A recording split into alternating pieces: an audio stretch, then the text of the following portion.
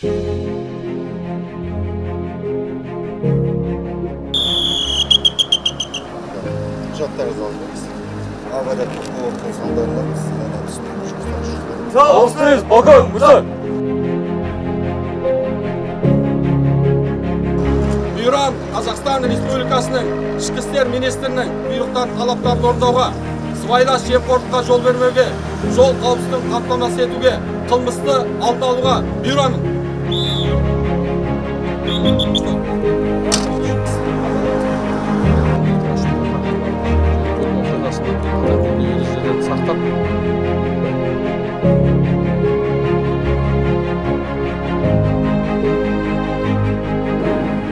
Қауіпсіздік жол профилактикалық шара өтуде, республикалық көлемде бір айлық.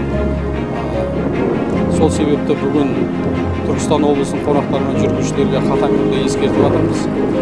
Біздің мақсатымыз жол қауіпсіздігін қамтамасыз ету, және де жүргізушілерге айтатынымыз қатаң түрде жол ережесін сақтап, жол ережесін қатаң түрде сақтаңыздар, жылдамдықты асырмаңыздар, маневр жасамаңыздар, қарсы уақытта шықпаңыздар. Өйткені халық тасымалдайтын сіздерсіздер.